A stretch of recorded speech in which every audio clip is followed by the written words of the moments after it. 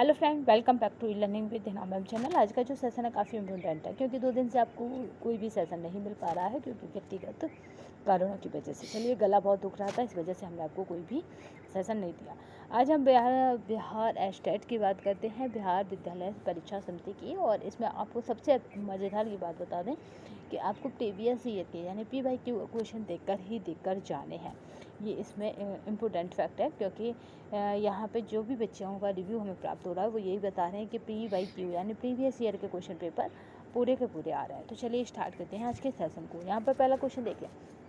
सबसे पहली बात, यहाँ पे एग्ज़ाम कौन सा है, तो ये 26/2/2020 यानी सेकंड शिफ्ट का है। आपको पता है कि 2 शिफ्टों में एग्ज़ाम कराया जा रहा है, तो ये सेकंड शिफ्ट का है। तो चलिए यहाँ पे देख लेते हैं। यहाँ पे कुछ करंट के क्वेश्चन है, जो करंट के क्वेश्चन अभी की पोजीशन में नहीं आ रहे हैं, ये बात ध्यान रखिएगा।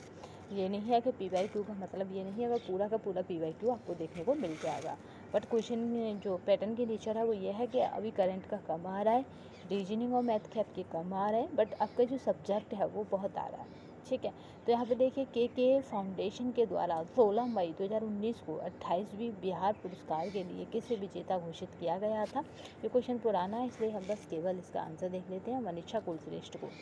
ठीक है, मनीषा कुलश्रेष्ठ को करा गया था। अब आप यहाँ पे इतना कर सकते हैं कि आपको लगे कि हाँ नया आ सकता है, तो यहाँ पे इस सिक्के के फाउंडेशन वाले को देख सकते हैं कि अभी नवीन में कौन है।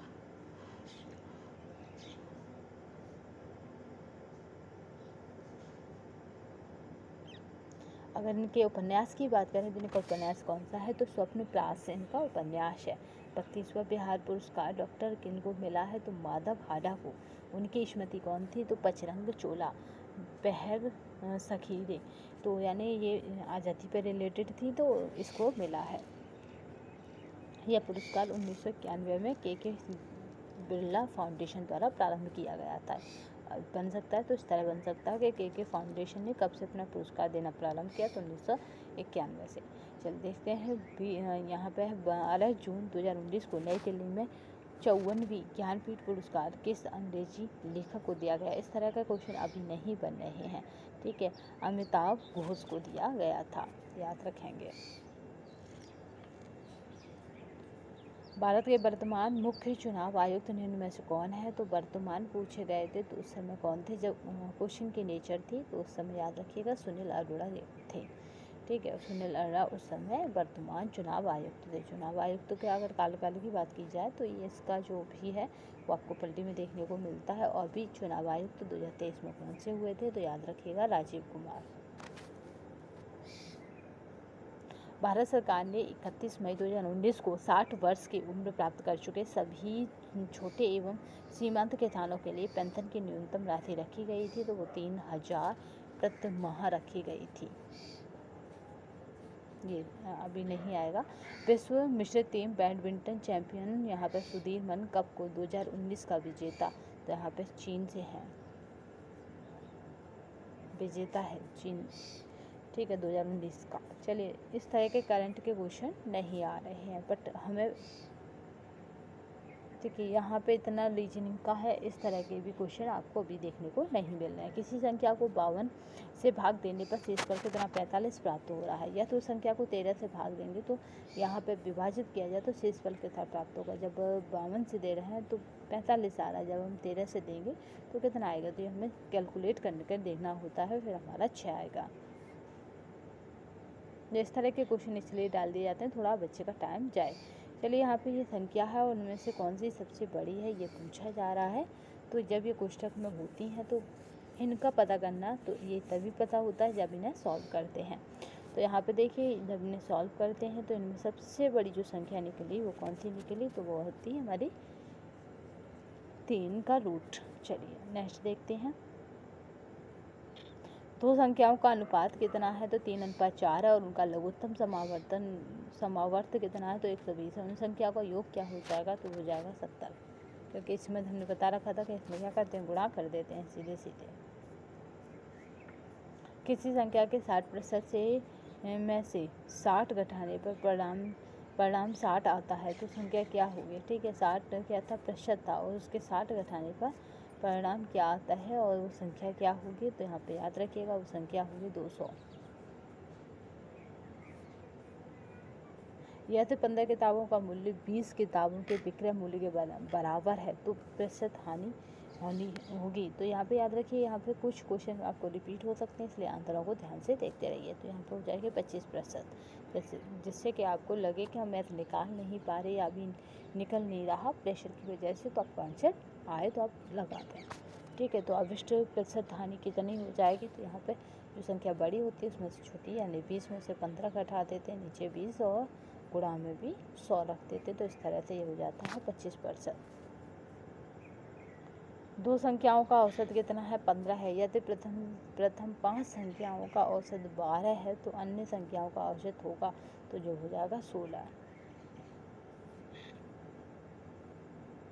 यदि ए बी कितना है तो 3:4 है, बी सी कितना है 5:7 है, सी डी कितना है 8:9 है।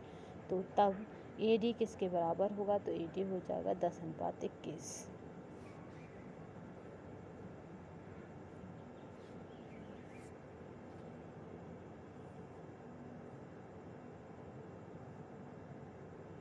चलिए नेक्स्ट देखते हैं। एक आयत का परिमाप कितना है, 160 मीटर तथा उसकी दो भुजाओं का अंतर कितना है, तो 48 मीटर है। 48 है। तो वर्ग की भुजा ज्ञात कीजिए जिसका क्षेत्रफल इस आयत के क्षेत्रफल के बराबर हो, तो वो भुजा हो जाएगी यहाँ पे 32 मीटर।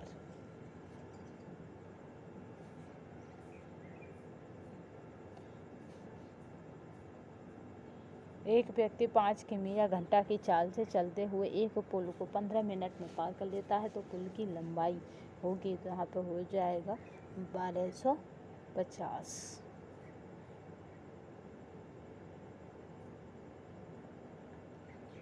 यदि यहाँ पे ए एक न्यून कोण और यहाँ पे कोट ए प्लस यहाँ पे कोसिस ए बराबर 3, तो साइन ए का मान है।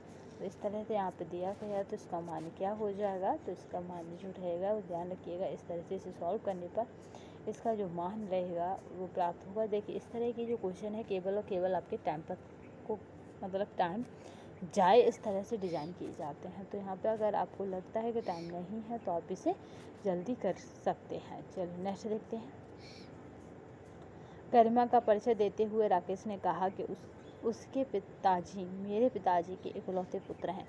तो राकेश गरिमा से किस प्रकार संबंधित है, क्योंकि यहाँ पे देखिए उसके पिताजी मेरे पिताजी के इकलौते पुत्र हैं, तो राकेश क्या हुआ, तो राकेश गरिमा से किस प्रकार संबंधित है, तो ये पिता की तरह संबंधित है क्योंकि इकलौते पुत्र हैं। ठीक है, तो यानी जिसके बारे में वो बता रहा है वो कौन है, तो वो अपने बाप का इकलौता बेटा है, तो यानी राकेश स्वयं हो गया। चलिए नेक्स्ट देखते हैं। देखिए इस पेपर में रीजनिंग का बहुत ज़्यादा रेशो है, बट अभी जो आ रहा है वो साइकोलॉजी आपको 30 के एबव ही यानी 30 से प्लस ही क्वेश्चन मिल रहे हैं। समीर अपने घर से 15 मीटर पश्चिम की ओर चला और बाएं मुड़कर 20 मीटर चला। उसके बाद वह पूर्व की ओर मुड़ा और 25 मीटर चला। अंत में वह बाएं मुड़कर 20 मीटर की दूरी तय किया। वह अपने घर से कितनी दूरी पर है, तो याद रखिएगा वो 20 मीटर है। वो अपने घर से कितनी दूरी पर है, तो याद रखिएगा वो 20 मीटर दूरी तय किया और वो अपने घर से कितनी दूरी पर है, तो वो 10 मीटर दूरी पर है। क्योंकि इसमें क्या होगा, वो पहले इस तरह से इसमें डिजाइन किया जाएगा, कर्ण बराबर इस तरह से निकाल लिया जाएगा। तो यहाँ पे देखिए इधर की भुजा 20 है, इधर की 20 है, इधर 15 है। ठीक है, तो 15 में यहाँ पे 25 में से अगर 15 को माइनस करेंगे तो कितना बचेगा, तो यहाँ पे 10 बचेगा। तो वो कितनी दूर है अपने घर से, तो 10 मीटर। इसी तरह ये निकाला जाता है क्वेश्चन। चलिए नेक्स्ट देखते हैं। किसी सांकेतिक भाषा में यदि इस तरह का क्वेश्चन यहाँ पे आ रहा है तो आप इसे ज़रूर देख के जाइए। जब हम इसको दीप को इस तरह लिखेंगे 60, तो हमें इस तरह सोचना, लॉजिक लगाना कि इसने इस तरह 100 इसको कैसे लिख दिया। तो हेयर को क्या लिखा जाएगा, तो यहाँ पे याद रखिए 72 लिखा जाएगा। अब नीचे देख लेते हैं इसको। आपको पता है कि डी का क्या होता है, 4 होता है, ई का 5 होता है, ई का 5 होता है, पी का 16 होता है। तो इन सबको प्लस किया 30 हो जाएगा। 30 को हमने गुणा कर दिया 30 का 2 से, तो यहाँ पे कितना हो जाएगा, 60 हो जाएगा। ऐसे ही इन सबको प्लस किया और हमें प्लस करने के बाद जो वैल्यू प्राप्त हो रही है उसको हम 2 से गुणा कर देते हैं, तो यहाँ पे दूना उस संख्या को हम दूना कर देते हैं। तो ऐसे 36 का कितना हो जाता है, 72। यहाँ पे है यदि गुणा का अर्थ क्या हो, माइनस हो, और भाग का अर्थ क्या हो, गुणा हो, और यहाँ पे है माइनस का अर्थ प्लस हो एवं प्लस का अर्थ क्या हो, भाग हो। तो इस संख्या को आप किस तरह सॉल्व करेंगे? तो देखिए इस संख्या को इस तरह सॉल्व किया जाता है कि यहाँ पे क्या बोल रहा है, ये यहाँ पे बोल रहा है भाग का अर्थ क्या है, भाग का अर्थ है गुणा। ठीक है, गुणा, यदि गुणा का अर्थ माइनस हो और भाग का अर्थ गुणा। ठीक है, अब नेक्स्ट क्या कह रहा है, गुणा का अर्थ क्या है, माइनस, और यहाँ पे फिर क्या कह रहा है कि माइनस का अर्थ क्या है, प्लस, और प्लस एवं प्लस का अर्थ क्या है, भाग। तो ये इस तरह की वैल्यू आपके आगे बन के आई और आपको इसे सॉल्व करना है। तो यहाँ पे इस तरह से जब आप इसे देखेंगे और सॉल्व करेंगे तभी आपका ये पॉसिबल होगा। यहाँ पे 2 का 2 में करेंगे, 2 का 4 में, तो 2 2 दूनी 4, 2 हो जाएगा। प्लस का है तो 2 2 4 हो जाएगा। फिर यहाँ पे माइनस है किसके, 4 के, तो 0 हो जाएगा। इस तरह से आपको इसे चलना है। तो आप बता देंगे कमेंट बॉक्स में, तो हम क्या करेंगे कि यहाँ पे आपको यहाँ पे हम इन्हें बोर्ड पर करा देंगे। ठीक है, क्योंकि हमने यहाँ पे क्या रखा है, देखिए यहाँ पे हमने क्या रखा था, क्योंकि यहाँ पे क्या था, भाग का अर्थ है गुणा। तो 4 का इसमें, 8 का इसमें कर देंगे, तो 8 8 16 आती 4 चौक 32। ठीक है, तो आंसर हमारा कितना हो जाएगा, इस तरह की फॉर्मेट में आएगा। चलिए नेक्स्ट देखते हैं। निम्नलिखित प्रश्न में लुप्त पद को ज्ञात कीजिए। तो जो हमारा लुप्त पद है हमें उसे ज्ञात करना है। ज्ञात कैसे करेंगे, इसी तरह रीजनिंग की तरह से। तो यहाँ पे हो जाएगा 3 2,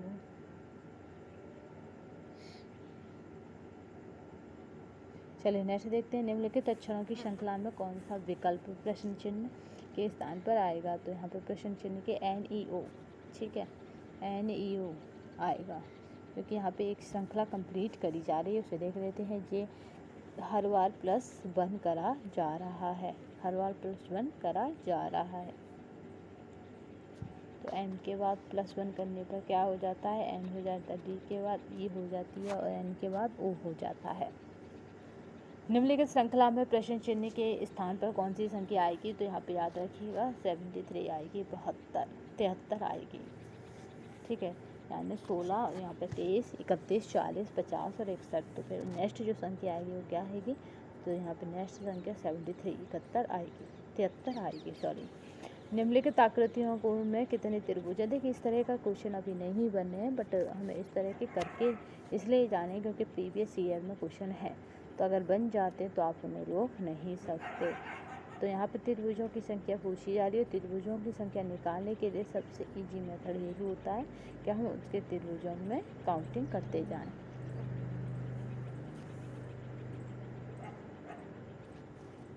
सभी से बना तो 1 बन जाएगा, और बार बार किया था त्रिभुजों की कुल संख्या कितनी हो जाएगी? तो एक बार गिना तो 3, फिर 6, फिर 3, फिर 6, और यहाँ पे 1। तो इस तरह से ये कितना हो जाएगा? तो यहाँ पे काउंटिंग करने पर ये हमारा 16 आंसर आएगा।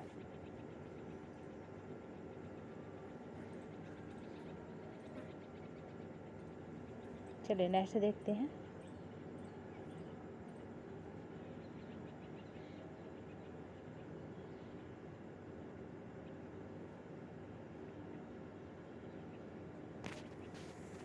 यदि बालू को ईंट और ईंट को घर और घर को मंदिर तथा मंदिर को महल कहा जाए तो बताइए तो पूजा कहाँ किया जाता है? देखिए यहाँ पे साफ साफ कह रहा है कि महल कहा जाए।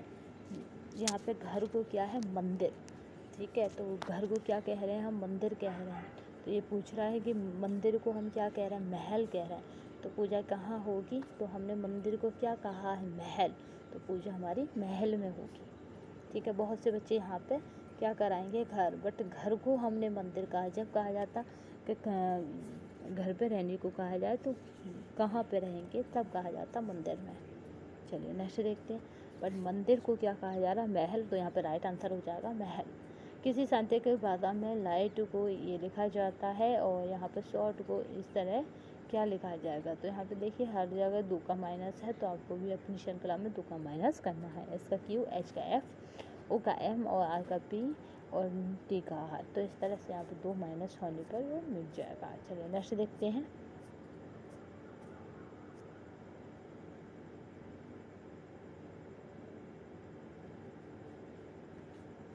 चलिए नेक्स्ट क्वेश्चन देखते हैं यहाँ पे। ये अनुच्छेद वाला कहाँ गया, मिटकर साफ वाला। देखिए, किसने कहा था कि सिद्धांत यानी निर्देशक सिद्धांत भविष्य में विधि निर्माण का आधार होना चाहिए। तो ये कथन किसका हो जाएगा, तो ये कथन हो जाएगा बी आर अम्बेडकर का।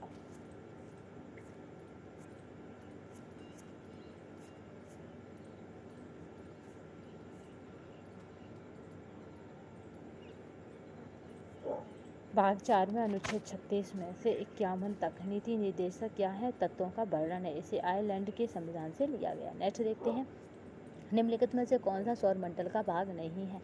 तो भाई सौर मंडल का भाग कौन नहीं है, तो वो निहारिका नहीं है। नेक्स्ट चलते हैं, नमक युक्त मिट्टी में उगने वाले पौधों को निम्न कहा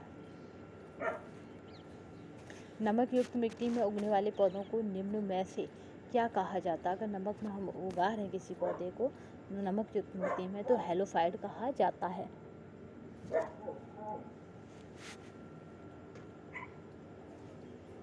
चलिए नेक्स्ट देखते हैं, जीरोफाइट क्या होता है, मरुस्थल में उगने वाले पौधे। हाइड्रोफाइट क्या होता है, जल में उगने वाले। देखिए, जिसको पानी से डर लगता है तो उसको कहते हैं हाइड्रोफोबिया।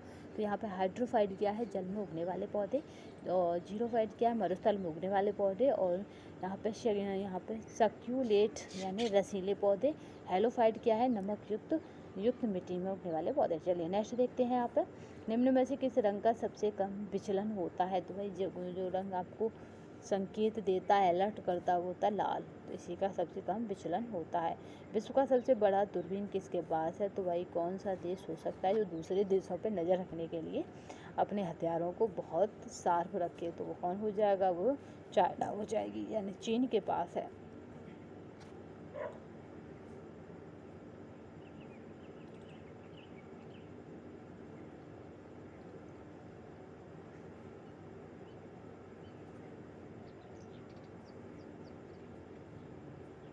ठीक है, ये किसके पास है, तो चीन के पास है। विश्व पर्यावरण दिवस कब मनाया जाता है। तो आप सबको पता है कि 5 जून को मनाया जाता है। चलिए नेक्स्ट देखते हैं, यहाँ पे देखिए बहुत जल्दी इसलिए करा जा रहा है क्योंकि यहाँ पे केवल सेम रिपीटेड क्वेश्चन आ रहे हैं, जो आ रहे हैं रिपीटेड आ रहे हैं, घुमाकर उससे क्वेश्चन नहीं बनाया जा रहा है, फिर एक नया क्वेश्चन ही फ्रेम हो रहा है। कोहरा के समय हम लोग निम्नलिखित में से किसके कारण नहीं देख पाते हैं। तो याद रखिएगा कि प्रकाश के प्रकीर्णन के कारण नहीं देख पाते हैं, स्कैटरिंग ऑफ द लाइट। चलिए नेक्स्ट देखते हैं, निम्नलिखित में से कौन सा एक अरब यानी मिलियन कैरेक्टर्स प्रदर्शित करता है। तो यहाँ पे जो राइट आंसर हो जाएगा वो कौन हो जाएगा। तो यहाँ पे अगर राइट आंसर की बात की जाए, तो यहाँ पे हो जाएगा यहाँ पे गीगाबाइट।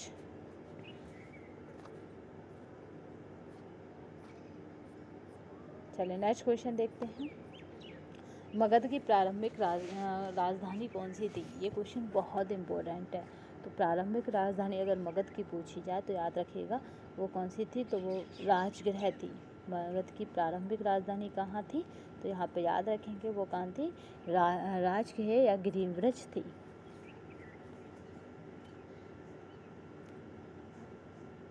नेक्स्ट चलते हैं, निम्नलिखित ऊर्जा ईंधनों में से कौन सा ईंधन पर्यावरण के लिए सबसे अनुकूल है। तो यहाँ पे है हाइड्रोजन, पर्यावरण के लिए सबसे अनुकूल है। विश्व आर्द्रभूमि दिवस किस दिन मनाया जाता है। तो यहाँ पे राइट आंसर जो था वो था 2 फरवरी को।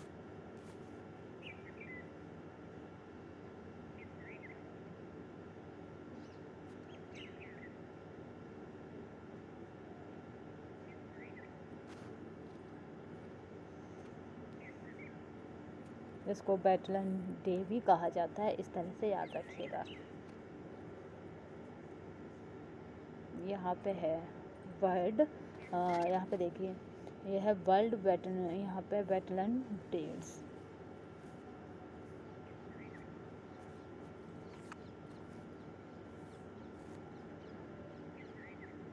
इसको बहुत इम्पोर्टेंट पूछा जाता है, डूरेंट कप किस खेल से संबंधित है। तो फुटबॉल से है। अपना राष्ट्रीय खेल कौन सा है भारत का, ये बताइएगा कमेंट बॉक्स में। पोलो का क्या है, एजार कप, क्लासिकल कप और राधा मोहन कफ, ठीक है, राधा महान कफ होता है। और अगर फुटबॉल की बात की जाए डूरंट रोपर्स, और यहाँ पे है याद रखिएगा DCM।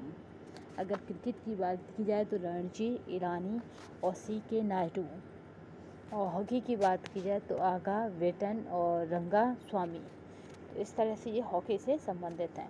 स्वराज्य मेरा जन्मसिद्ध अधिकार है, इसे मैं पाकर रहूँगा, तो ये किसका है? तो ये है BJ तिलक का, बाल गंगाधर तिलक का। महात्मा गांधी करो या मरो, भगत सिंह, इनकलाब जिंदाबाद, जवाहरलाल नेहरू, आराम हराम है, बाल गंगाधर। स्वराज्य मेरा जन्मसिद्ध अधिकार है, इसे मैं और मैं इसे पाकर रहूँगा, ठीक है। करो या मरो किसने दिया था? तो महात्मा गांधी ने दिया था। आराम हराम है, जवाहरलाल नेहरू। दिल्ली चलो किसने दिया था? ये कमेंट बॉक्स में बताएंगे। भारतीय संविधान का कौन सा भाग निःशुल्क एवं अनिवार्य प्राथमिक शिक्षा का अधिकार प्रदान करता है?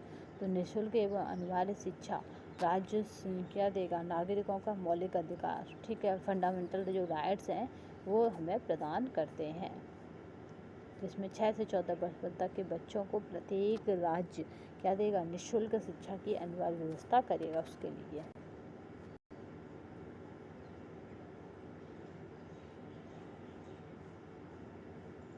भारत में लोकसभा के अध्यक्ष कौन चुनता है?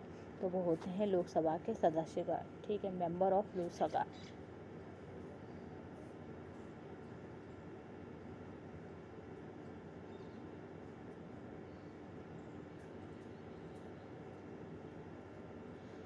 सागरीय लवणता मुख्य स्रोत निम्न में से कौन है? तो वो है नदियाँ।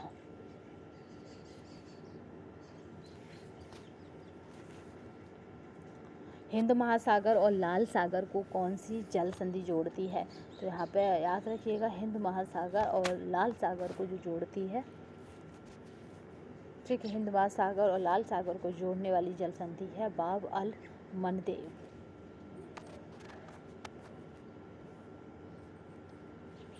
मलक्का अंडमान सागर और दक्षिण चीन सागर को, बोस्फोरस, काला सागर और यहाँ पे है मरमरा सागर को हम यहाँ पे है होर्मुज या फिर फारस की खाड़ी और ओमन की खाड़ी को।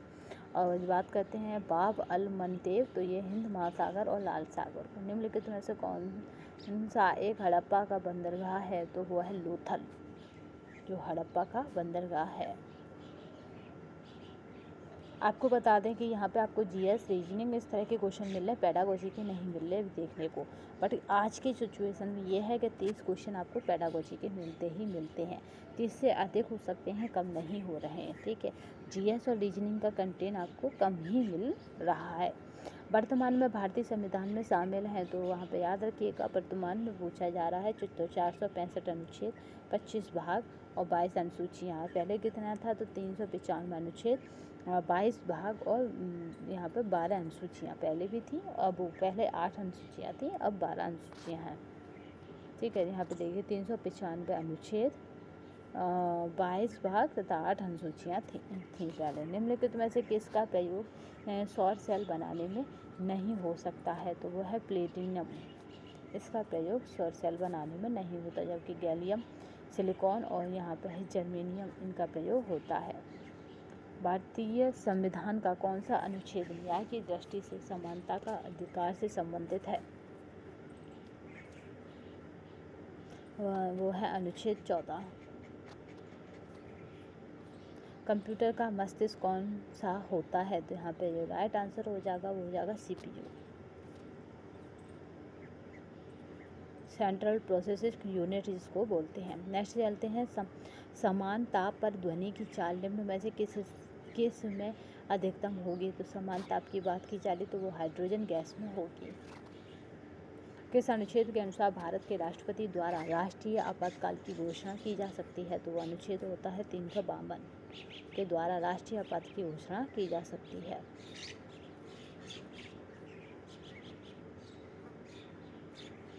ठीक है, अनुच्छेद 356 के तहत राष्ट्रपति शासन और अनुच्छेद 360 के तहत वित्तीय आपात की घोषणा की जाती है। तो चलिए हमने यहाँ पे कंप्लीट कर लिए कितने 50 क्वेश्चनों को, जिनमें हमने देखा कि पेडागोजी के ना के बराबर भी क्वेश्चन नहीं है 2020 में। बट हमें यहाँ पे पूरी श्रृंखला कंप्लीट कर लेंगे, यानी प्रीवियस ईयर के जितने क्वेश्चन पेपर हम उन्हें सब कंप्लीट कर लेंगे। तो चलिए यहाँ पे जिसमें पेडागोजी होगी हम अब नेक्स्ट टाइम उस पेपर को लेंगे, क्योंकि अभी जो नेचर है वो इस तरह की कि पेडागोजी आ रही है। तो चलिए यहाँ आज के सेशन में बस इतना ही, नेक्स्ट सेशन में फिर मिलते हैं, तब तक के लिए धन्यवाद। वंदे मातरम, जय हिंद।